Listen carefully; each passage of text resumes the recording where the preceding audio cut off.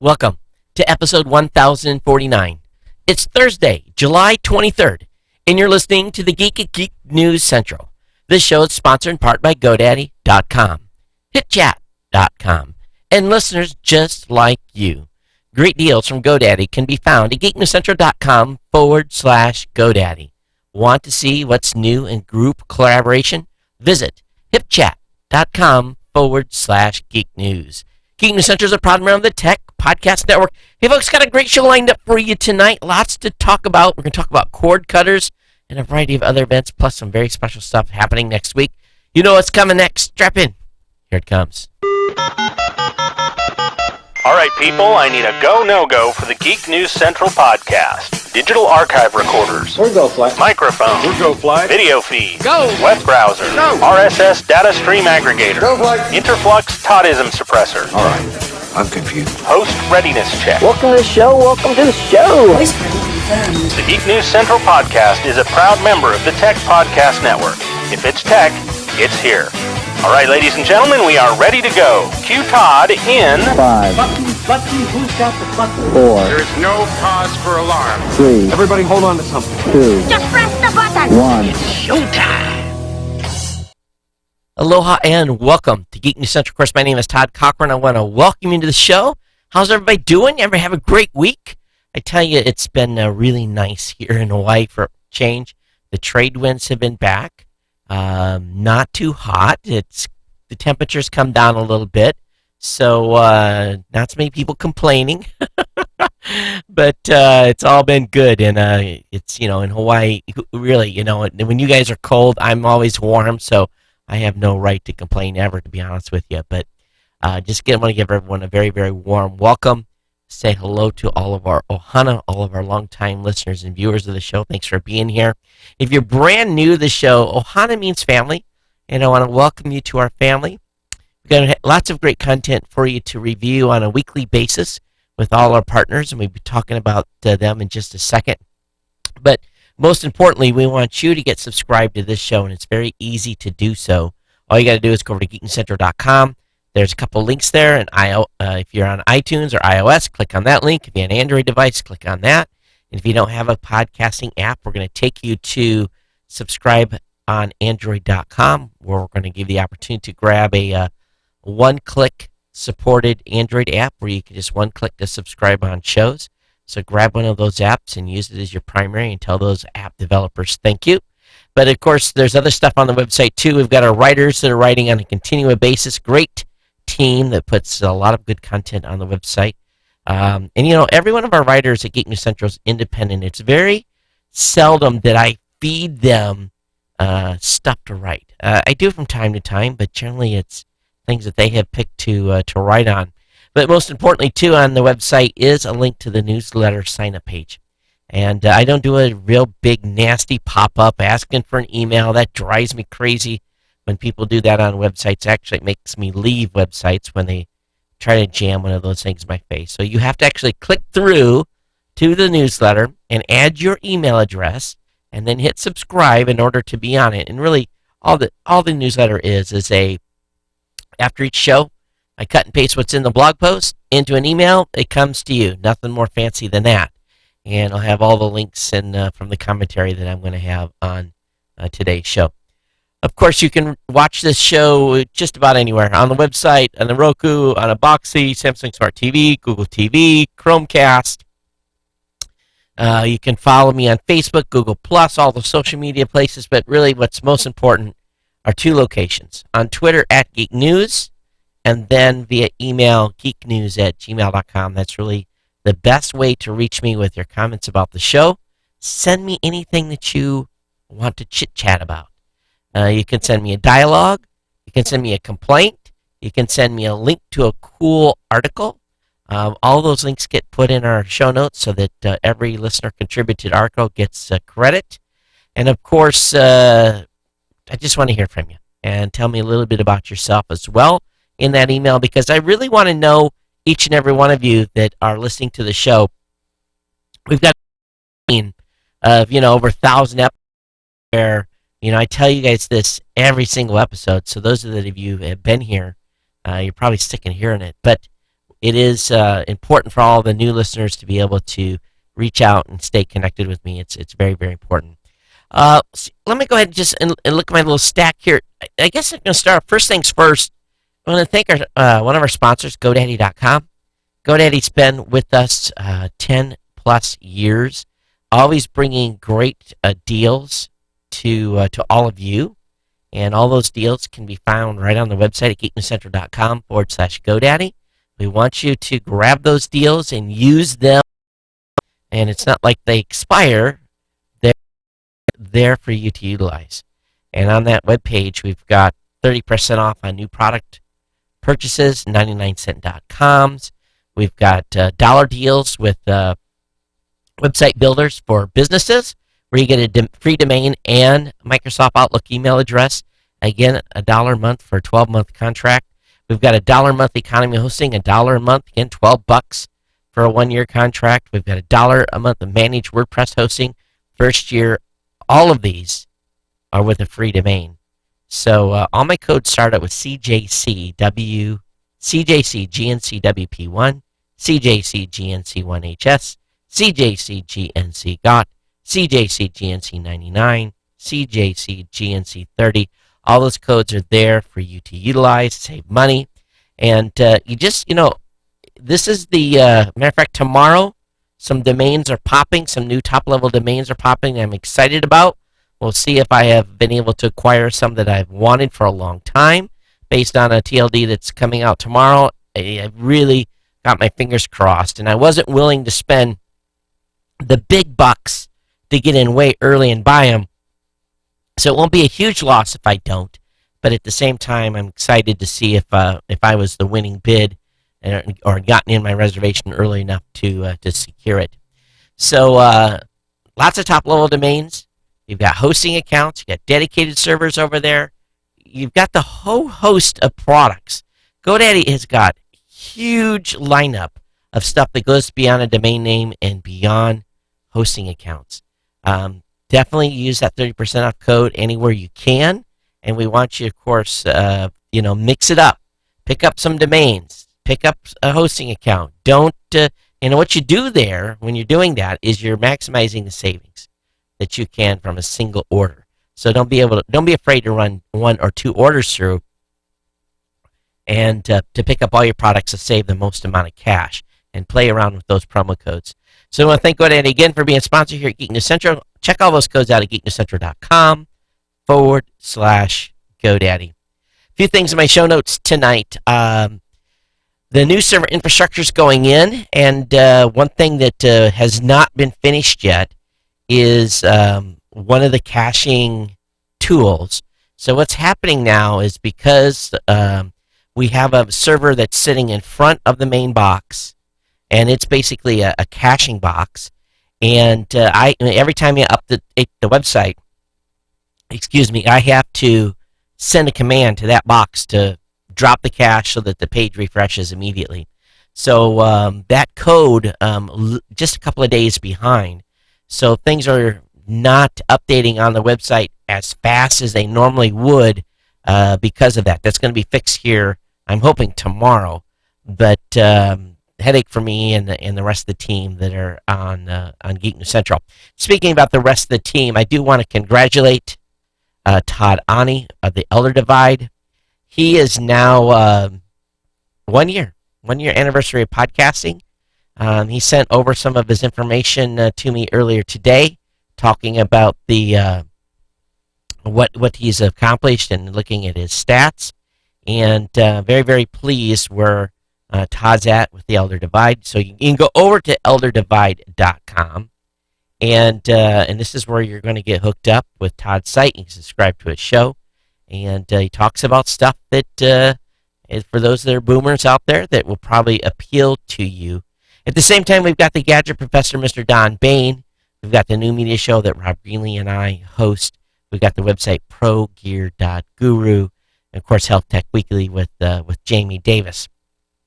And I'm hoping we'll have some new content creators on the website in August. Just at this point, been trying just to keep my head above water with everything that's forthcoming and the announcements that I'm expecting here in a few days to be able to put out for Raw Voice. But anyway, that's what's kind of going on as far as on the website and so forth. Synology, I told you guys about my new network attached storage, and what I'm really pleased about is I got all the PCs, everything's set, everything's backed up. I've got image files, everything's good. The server got completely optimized. I moved it out of the studio. Actually got the Windows Home server here. It's turned off. Got the hard drives. We're going to recycle those. But one thing that I wanted to do next, the next step, was my time machine has been running like 90% full continuously. So I wanted to move some of the Macs that are being backed up to that time machine to another box. And I did with this NAS. It was remarkably easy to switch them over to the Synology box. I mean, just as easy as having a time machine. So if you've got a mixed household of Windows machines and Macs, and you want to have a single box to back everything up, Synology is the place to really go check out. Again, they're not paying me to say this, but I'm pretty impressed with this network attached storage device. Keep you advised as the years go on how well it operates, and see as we get a year or two in. But right now, could not be happier.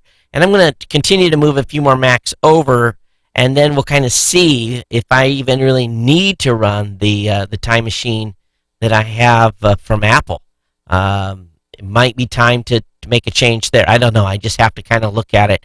I have a little bit of ulterior motive what I'm going to do with one of the machines here in the studio, but other than that, I'm real happy with my backup architecture here in basically the studio and everything that I do. This coming Saturday, new media show with Mr. Rob Greenlee, where he's got a guest lined up. To be honest with you, I've been so busy I haven't even looked to see who it is, but I'm sure it'll be another exciting guest, and we had a great one last week. Then, of course, next week is the big week.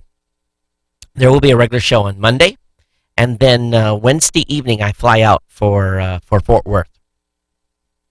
And we probably make our big announcement about the new product offering on Wednesday as well. At least that's the tentative date right now. Matter of fact, after the show is over today, I am going to record the video announcement that we're going to make to all the content creators that we work with at Raw Voice / Blueberry. Going to be announcing to them exactly what this new product offering is, give them the details. I'm really, really excited, and at the same time, stress levels are getting up a little bit because I'm watching the pieces fall into place from the dev team. I know they're going to make it. We'll be ready, but everyone's putting in extra hours to get us to that point. Lots to do afterwards, no matter what. But there'll be two shows missed. It'll be the show on Thursday, and then the show when I get back from Honolulu on Monday. So one show next week on Monday, and then I'm out. Okay. Want to thank the listener support, and give, of course, just thanks to Johanna for your continued support here. Next week is a big week for you guys too, with my induction into the Podcast Hall of Fame. That's a pretty big deal, and I am excited to be inducted. And for those of you that are coming to Fort Worth, here's some details. Now, the ceremony is on Friday, the 31st, starting at 7 p.m. It's at the Omni Hotel. And for those of you that are, that's dumb. I have both of the same pages up. So it's at the Fort Worth at the Omni Hotel downtown. The award ceremony is going to be in the main ballroom. It's open to the public, so if you're within striking distance, you can come out as a listener and come to the awards ceremony. I will be available probably about between 5:30 and 7 in the hallway leading to the main ballroom. They're going to have a red carpet event, so I'll be there and be glad to chit-chat with anyone that comes down and hang out and have fun. I hope they got the AC cranked on high because, yes, I am going to be wearing a tuxedo. So I'm looking forward to sweating standing there for a few hours. That's the good thing about tuxedos. They're good for about 4 hours. Then you tear them off. But anyway, it starts at 7 p.m. at the Omni Hotel in Fort Worth. Again, Friday the 31st. I hope all of you that are within striking distance will come. If you are coming, please email me, geeknews@gmail.com. Let me know so that I can be on the lookout for you and make sure that we kind of sit together.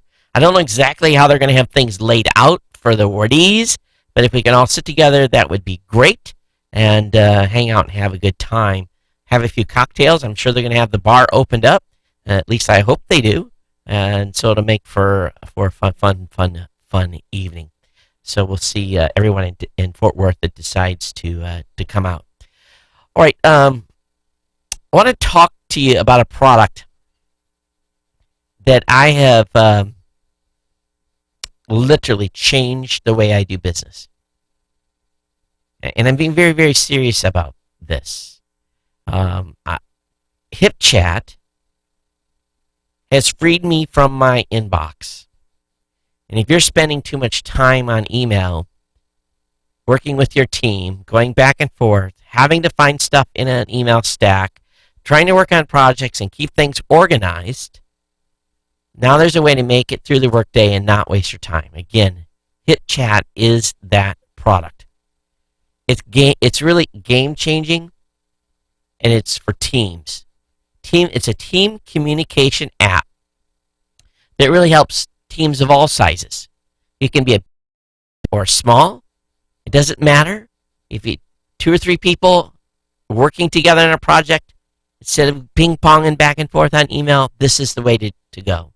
HipChat's for developers, engineers, marketers, consultants, operations teams, you name it. And again, HipChat is for an organization of all industries, including tech startups, nonprofits, media, editorial companies. I can just see it being used everywhere. And it gets the information you need faster. And you're all on the same page at the same time. And you can have sideline discussions, video chats, share documents, do markups, walk through things, and it keeps everyone connected. There's private discussion areas. It's great. It's a great solution for remote work as well. And it lets you bring the office with you wherever you go. And it's on my mobile phone. I can pick up my mobile phone, log in, and I can see what's going on and double check, and I can add to the commentary no matter where I am, which makes it awesome, and it's easy to use. Now, here's the deal. It's your first couple of days, you're going to be like, meh, okay. First week, you're going to say, I understand this. At 1 month, you're not going to give it up, okay? So they're going to give 90 days of HipChat Plus, okay? So great teams get more done with HipChat. And right now, HipChat is offering the listeners of this show 90 days of HipChat Plus for free. Okay? So that's important. 90 days of HipChat Plus for free. Features like unlimited file storage, unlimited message history, guaranteed support. Get your team started using HipChat Plus today. It's real simple. Visit hitchat.com/geeknews. Hitchat.com/geeknews. Hitchat.com/geeknews. Give it a try. Get over to the website. Check it out. Your team is going to thank you. You're going to be the hero in the office. I use GoDaddy products. I love GoDaddy products. I love HipChat. I'm telling you, I love this product. It is absolutely fantastic. There's very few things that have been life-changing for me from a communication standpoint. This is it. Get over to the website, hitchat.com/geeknews. Your team will love you, and they're going to love HitChat. All right. Thanks for HitChat for being a sponsor here at Geek News Central. All right, let's go ahead and get into my stuff. And I have a pile of stuff. And I had to delete a bunch of stuff today because it was too much. So it was a big news day.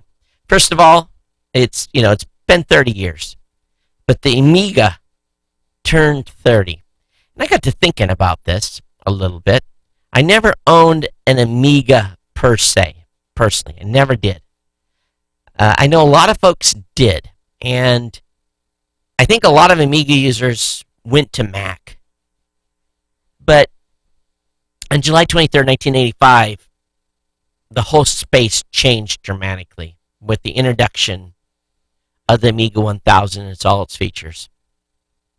They had a huge rollout, and the screen had a whopping resolution of 640 by 400. And at the time, it felt life-changing. It had icons. Blondie's Debbie Harry and Andy Warhol on stage to demonstrate this is how big it was. So today, Amiga, specifically the initial Amiga 1000, officially turns 30 years old. And if I go back and I want to think about where I was in the space at that time, see, 1983, I joined the Navy. By 1984, I had left for Guam. And by 1985, I was already being deployed all over the Pacific. So there wasn't a lot of time for personal computers. And although we had some in the Navy, I broke my teeth really on a VAX machine.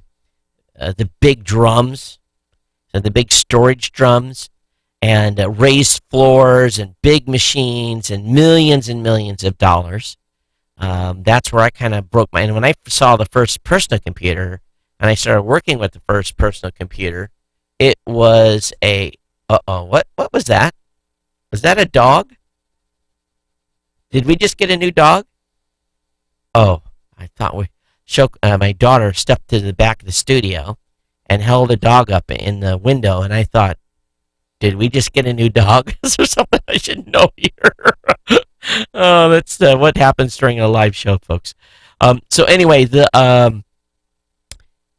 so shortly after, like I said, I broke my, and then I got access to I believe one of those handheld Tandy TRS-80s, and then it's not even the designation of it, but we were programming that and using tape. It was crazy what was happening at that time. And I don't think I got my first computer. I owned my first computer that I can say I really owned. And what year was that? So that would have been 87.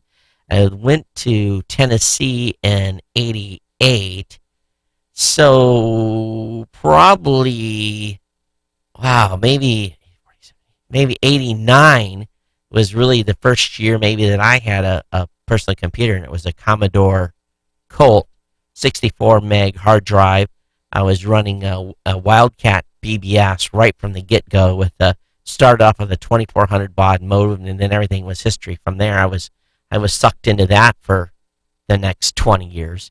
But just incredible here to think that it's 30 years production of the Amiga 1000. And if you all think back, those of you that are old enough to think back that far, what was your guys' first machine? Well, if you were an 80s child or an 80s adult, what was the machine that you bought, that you brought home and spent $3,000 on and was excited about? What was the computer? The TRS-80 Model 100. I still have a TRS-80. I don't know what model it is. The thing's got to be worth something now. I got it stashed still, back. Next time I'm home in Michigan, I got to find that thing and break it out. Who knows what it's worth? But I think the last time I ran it up, maybe, how long ago was that? At least 15 years ago, maybe more. Maybe 20. It's probably been 20 years since I turned that thing on. It worked. So it was kind of fun to punch in a basic program, but it's been at least 20 years. So I probably wouldn't want to plug it in now because it might blow up. All right, so anyway, we'll move on here. But let's talk a little bit about the cable industry. News out of Comcast today is that for the first time, Comcast actually has more internet customers than television customers. So it's a little bit, it's a narrow margin. 22.55 million to 22.3 million, being 22.3 million were the ones that have cable TV. So Comcast lost just a few, about 69,000 cable TV customers this quarter, as compared to 144,000 last year. So they haven't lost as many, but the tide has tipped. And we're now to the point where Comcast is more of an internet company than they are a television company by a small percentage. And I don't think any of us should be surprised at that. But I think we're starting to see an acceleration of cord cutters. But the cable industry still today proudly thinks that cord cutting is a media manufactured crisis. Although they are starting to crack, because Amy Bonze, managing director of Comcast Ventures, says, "We're all aware, but I personally believe, and also by looking at our own statistics, that the volume of press around cord cutting doesn't quite match reality." Well, it is slow, but they can't deny that it's probably going to very, very quickly here fall off a cliff. But they hear the cable industry tell it, cord cutting is overreported. George Kaliva, president of Hearst Ventures, agreed and said the topic is low-hanging fruit for the media. Cord cutting is a great story, he said, but I think it's overreported. What's more likely to gain a sizable traction, he said, is cord shaving, where consumers simply move away from all-encompassing multi-channel packages, of channels, and not taking most of them is a far more interesting area. So I think many people are shaving channels too, as they've kind of talked about in this article over on Tech Dirt.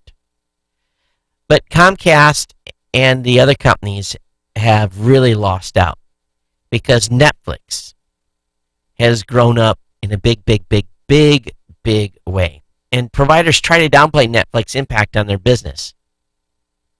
But one only needs to look at the cable company subscriber trends to see how serious Netflix and some servers are affecting these companies' bottom lines.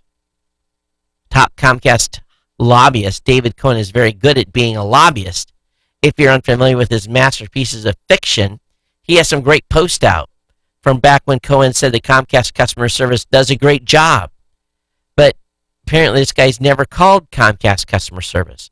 But speaking at a panel session at a New England Cable Telecommunications Association conference, he was putting some spin on Netflix's impact on Comcast business, saying that rather focus on the fact that subscribers are cutting cable at an accelerating rate. Cohen discussed Netflix is helping boost Comcast's most profitable business, content licensing and broadband. So, yes, Netflix is allowing the cable companies to survive, which I think is kind of funny, because we're all just cutting the cord and taking their internet service with us.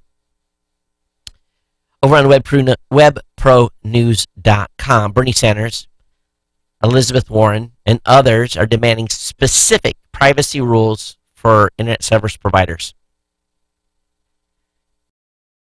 In this article dated July 22nd, in order to obtain necessary services that the country's various internet service providers offer, most of us give up a lot of personal information, and what those companies do with that information should be a concern to all of us.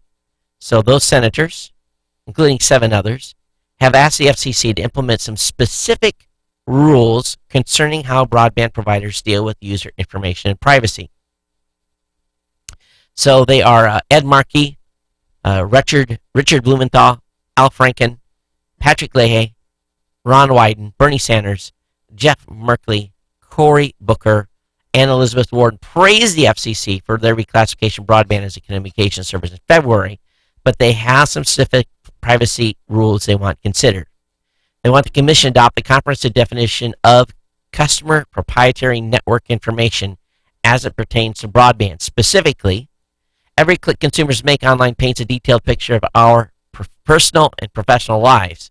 Accordingly, ISPs should be prohibited from sharing this information without our consent, reads the letter to the FCC. Data pertaining to internet usage, online activity, and broadband service payments should be included in the FCC definition of customer proprietary network information. Senators also call for transparency rules, saying ISPs should accurately outline data collection policies in model forms adopted by the Commission with prior input to stakeholders. One suggested rule involves notification of data breaches.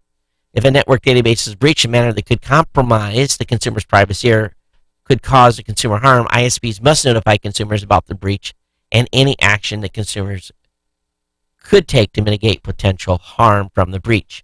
And they also called for a clear, user-friendly complaint process. As we all know, sometimes that doesn't go so well. But if we think about Google, they know a lot about our search stuff.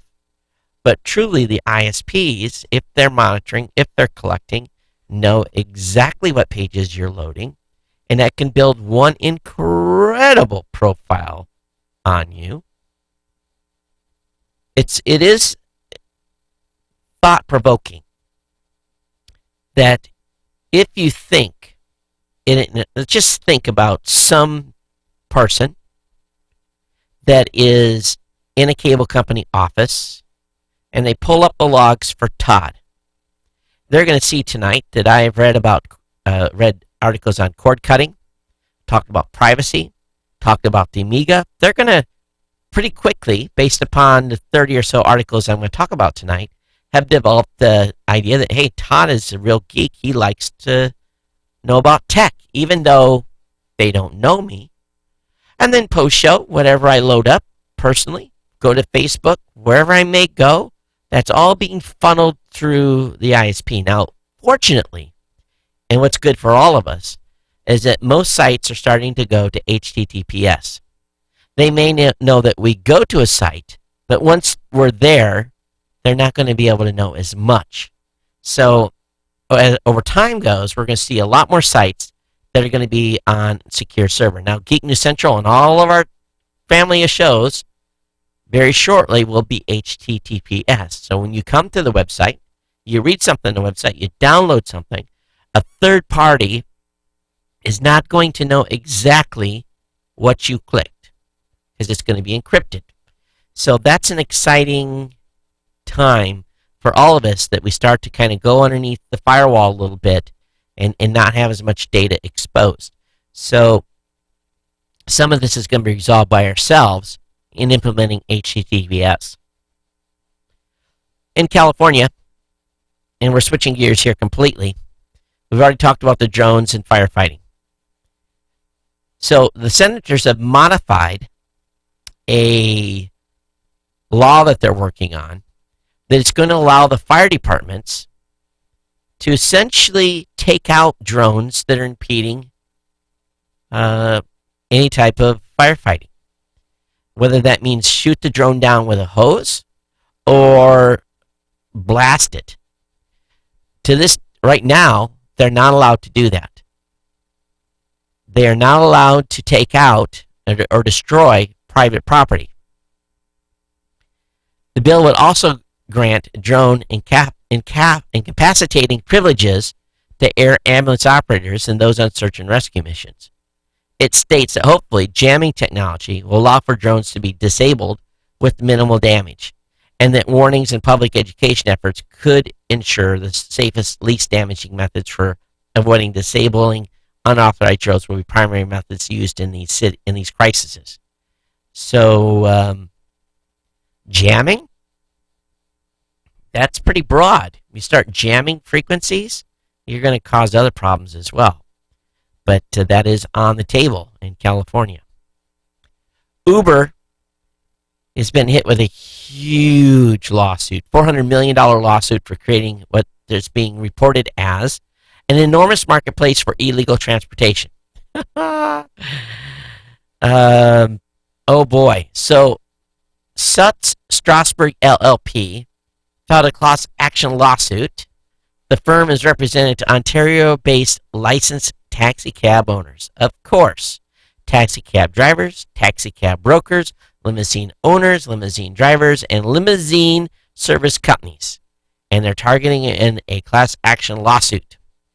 The lawsuit says that UberX are in violation of Section 39.1 of the Highway Traffic Act and are not licensed to accept compensation for driving passengers.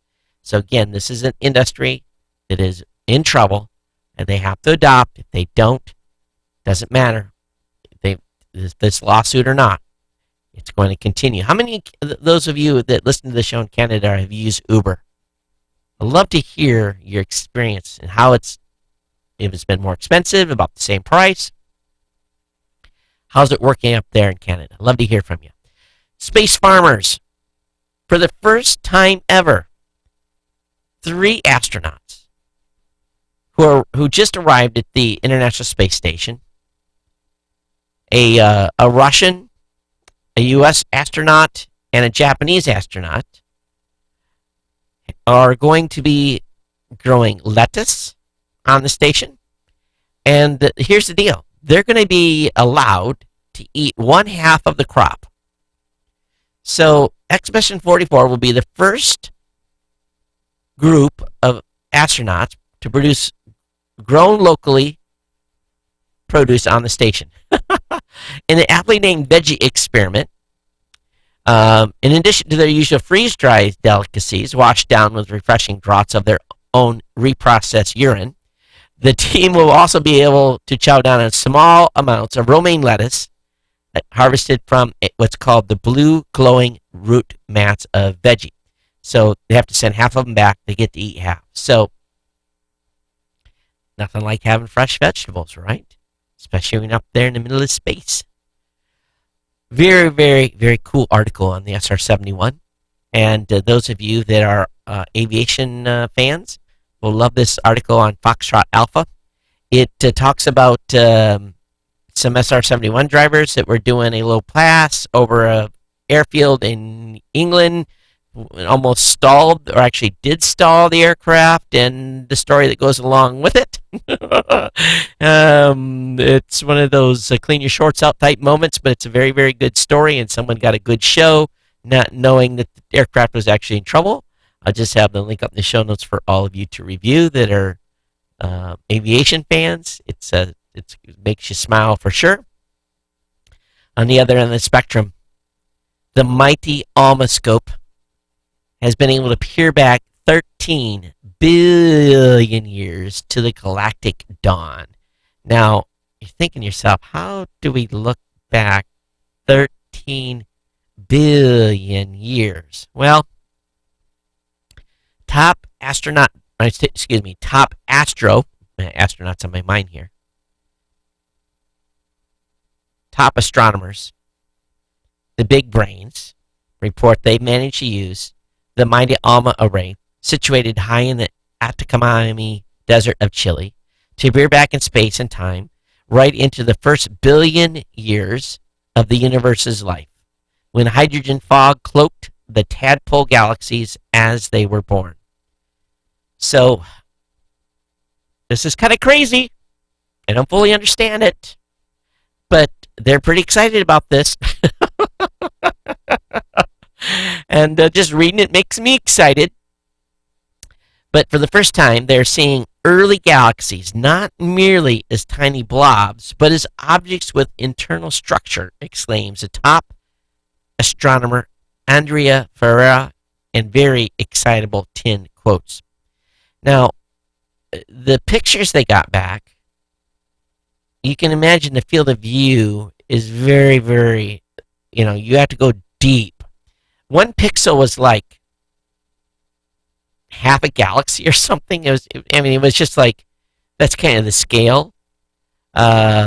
So they're really, really excited. But we're going to hear more about this. And there was some other science or some other news from NASA today as well. I think I've got that in the next piece here. No. I've got another one. We'll get to it when we get to it. I didn't have it organized and stacked correctly. And I should actually had this drone article earlier. I didn't do the shuffle. tonight, as you will notice as I'm going through the content. So, a drone operator, and I'm on the drone kick right now, right? But a drone operator allowed, actually, a guy that owned a drone allowed his buddy to fly his drone, and he crashed it. And he crashed it on a neighbor's roof 2 or 3 houses down. So he said, oh man, I've got to go over and knock on the neighbor's house and tell him I put a drone on his roof and, probably have some explaining to do why we were over the top of his property. So instead, he says, well, I got another drone. Let me go see if I can rig some sort of a hook. So apparently he had a bigger drone, and he flew over to where it was at. Had a string with a little bit of a homemade hook, and with a little bit of manipulation, he was able to pick the drone up and fly it back without having to go knock on somebody's door. So a drone rescue, 2-minute video, kind of entertaining. I have it linked up in the show notes for you, okay? All of you probably heard that the folks over at Maker are having trouble. They've had to shut down Blip. They pulled the plug on that as of August 1st. But despite recent challenges, MakerBot opens a new factory in New York City. So apparently this 170, it's no small facility, 170,000 square feet to basically build the stuff that Maker sells, and specifically double the production of their 3D printers that they're making. So this is pretty cool. Hopefully Maker is able to pull this out and financially recover. But they definitely killed Blip.tv, which I used a lot for a number of years, and I think probably for 3 or 4 years, and had literally thousands of videos over there. We used them exclusively for a while for all of our CES videos.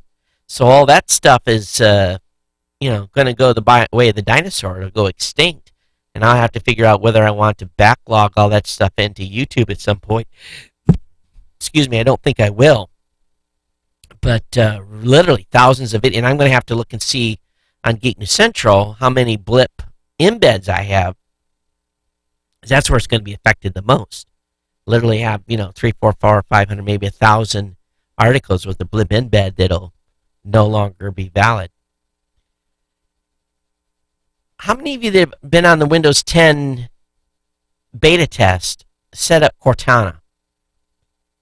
Did you know that once you get Windows 10 installed that you're going to be able to talk to your computer? Now, Cortana is opt-in.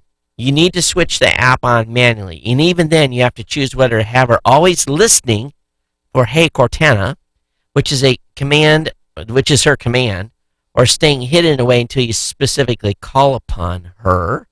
You can always choose to have Cortana respond to anyone who picks up or listens solely for your voice amongst the crowd. Even without Hey Cortana, she's not hard to call upon. If you've got a search key on your keyboard, you can just press that key and start talking. So Cortana will be able to be installed. Yes, I can tell we have a dog in the house. It's barking. I wonder if we're babysitting. Very, very curious. I'll get you the details on that on Monday. Another hack, U.S. Census Bureau IT system hack, data leaked by Anonymous. So once again, another government agency hacked. So this was a lot of personnel information, not a lot of data, but I'm sure that's probably going to come next for the folks over there. How many of you are Flickr fans? I'm a big Flickr fan. I got a lot of photos on Flickr, and when they canceled the Pro service, I was kind of disappointed. But Flickr's bringing back Pro. And you're going to be able to pay to get rid of the ads on the website. So this is exciting. It's going to cost what it did originally, $5.99 a month to $49.99 a year. You're going to get advanced stats. You're going to get ad-free browsing and sharing. You're going to save on standard shipping and Flickr photo merchandise. And if you upgrade on their service, you get 20% off the Creative Cloud Photography plan for the first year, and that requires a purchase at Adobe. So I'm already paying for Adobe products every month. But it's nice to see Flickr Pro again. So they turned it on, made it activated. They must not have removed that from the code because it looks about the same as it did before. How many of you read The New Yorker? Do people still read magazines? Apparently they do, because earthquake kits are selling like hotcakes after a terrifying New Yorker story. It's been more than a week since The New Yorker published a story called The Really Big One, describing how much of the Pacific Northwest will be destroyed by a massive earthquake and tsunami, scaring the crap out of Americans nationwide. Now emergency kits are flying off the shelves. Emergency kit owners are saying they sold as many kits in one day as they normally sell in a month, and they're out of stock almost nationwide. People have absolutely gone crazy. Wow. If I'd have known that New Yorker story was coming out, I might have invested in a little stock of those companies. if they're on the stock exchange. But some of those kits, Earthquake Kit 4, Person Deluxe Home Honey Bucket. That's kind of why do they use Home Honey Bucket? You know what a honey bucket is? Anyone that is from the country knows what a honey bucket is. You don't call a deluxe survival emergency kit a honey bucket. No, because a honey bucket is definitely doesn't have honey in it. It's a bucket, but no honey. It's processed honey. Let's just put it that way. So SOS Rations Emergency 3,600 calorie food bar, 3 days, 72-hour package, $8.04, sold out. So if the big one happens, it'll be bad. If you have a WordPress site, please get it updated. There's a critical XSS flaw, so that's not good. It's a cross-site scripting vulnerability, XSS, that could allow users with the contributor author role to compromise a website. So they've made a patch and did some other underlying security stuff. So make sure you update your WordPress site. Google is working with startups, a select number of startups, giving them free patents to help protect themselves against patent trolls. And this is kind of cool. So they're working with 50 startups. They're working with startups that have revenue between $500,000 and $20 million. And they become part of this coalition of companies that basically help to share patents with one another to try to protect themselves from patent trolls. So this is a very smart on Google. They're trying to fight the trolls, and we'll see if they expand this over time. Yes, we have a very excited dog here in the house. He is very happy. Scientists have found the closest thing yet to Earth-Sun twin system. It's only 1,400 light years away. It's being designated Kepler 450. Oh, no, it's not 452b. What is the number? Yeah, it's Kepler 452b is the new Earth. It's a much larger, but it's in the habitable zone around the sun. And the sun looks like it's about, they got the right ratio, so they're very, very excited. So this seems to be a very, very close match. But again, it's only 1,400 light years away. Just a little hop, skip, and jump. So we're going to need some wormhole technology to go visit it, or we'll have to have 14 generations of people in a spacecraft, or, well, probably more than that. But that would be wild, wouldn't it? Butt dialers. You ever been butt dialed? I've butt dialed people before. And actually was talking about them when I butt dialed them in a good way. But butt dialers beware, if you don't lock your phone, it's okay to eavesdrop. So the Sixth Circuit Court of Appeals has ruled that if you accidentally call someone and don't take reasonable steps to prevent it, you do not have an expectation of privacy if that person listens in. Oftentimes when my wife has butt dialed me, I yell in the phone really loud. Hopefully she hears me. Usually she doesn't. Breaking Bad at the National Institute of Standards and Technology, NIST. This is bad. Police are investigating whether an explosion inside a Maryland federal laboratory was a result of an effort to make meth.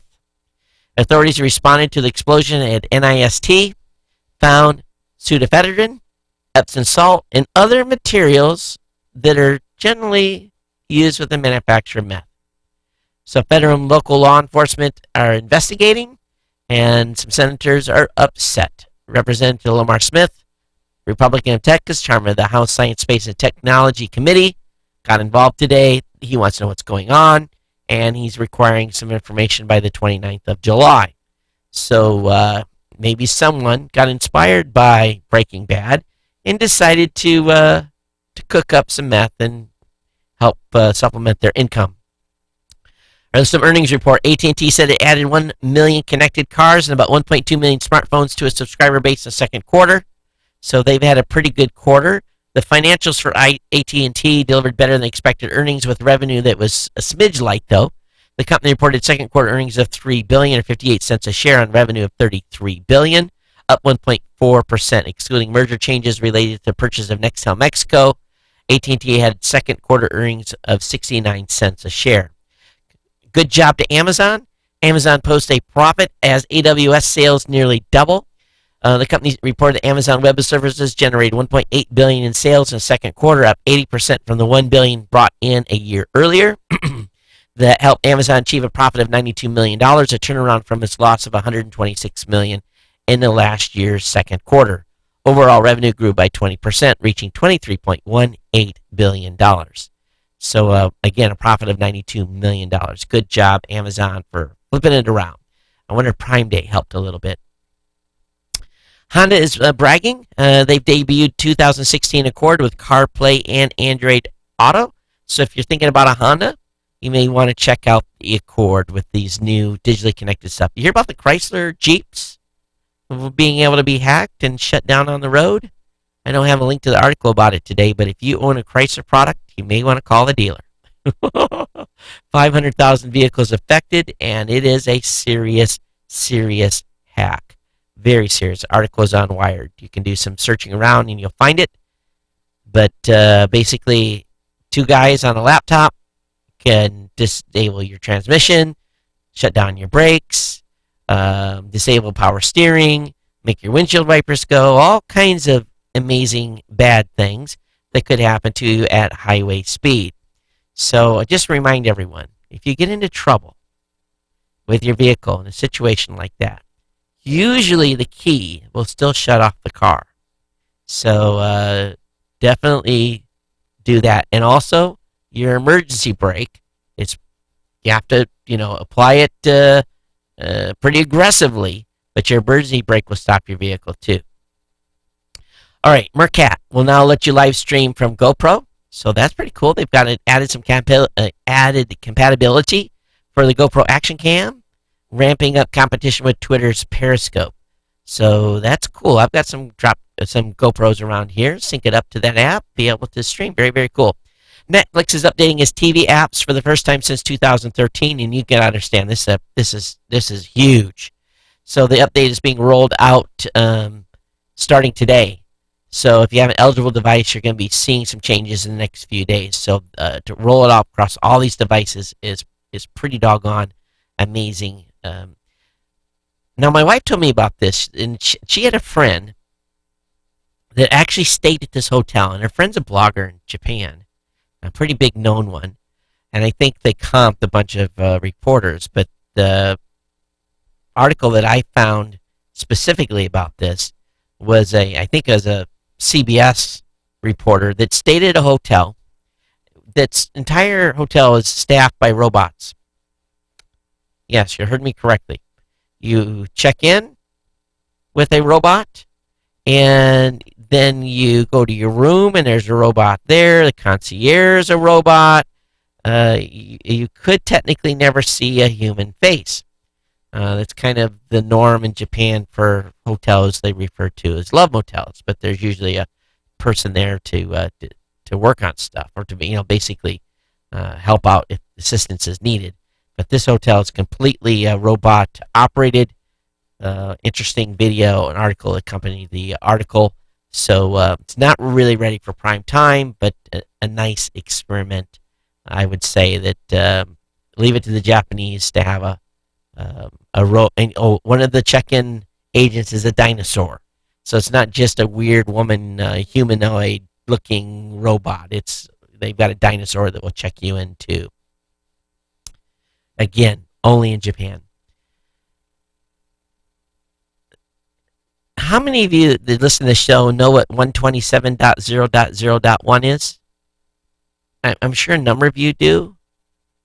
But apparently there's a German film distributor that went on a DMCA takedown range that managed to send notices for sites that had nothing to do with infringing but had the IPs of 127.0.0.1. So they were really accurate in their DMCA takedown notices. Just so you guys know, 127.0.0.1 is localhost. That's not an IP that's used by internet service providers. Made me laugh, really did. Twitch is updating and transitioning from Adobe Flash to HTML about time. So Twitch will start to release HTML5 based video player controls slowly and in small increments. The video underneath the controls will still be powered by Flash for now. So they're trying to go completely to HTML5 here over time. So we'll see where this leads. About anyone using Flash these days needs to get off. There's also some vulnerabilities in the wild for Internet Explorer that Microsoft has not patched yet. These are not related to the big hacking team hack. These are separate vulnerabilities. At the same time, Apple has a big hack with Yosemite, with a security flaw that's been left unpatched as well, and it's going on quite a while. So we'll see where at what point do they get that fixed and get that patched. But they're aware of the flaw, and they have not opted to fix it yet. So shame on Apple for not fixing it, but apparently they don't think it's bad enough to do so. All right, this is going to bring us close to the end of the show tonight. I do want to bring up some comments. I think some comments have come in, and let me see here. The last show date was on the 20th, and I've had two emails. One from Todd talking about it making it to 1 year. Again, elderdivide.com, and again, congratulations to Todd on that. And I think that's all I had. It's just that one. So email me. geeknews@gmail.com. Hope you enjoyed the show today. Please support our sponsors. How have you liked the shows, the last two?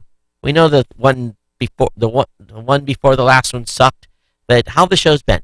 I've been going a little bit shorter. If you've been noticing, about an hour. That is by design. Is the show too short, or are you liking the about 1 hour format that I've been shooting for here recently? Love to hear your feedback on that as well. But it's been my pleasure bringing the show today.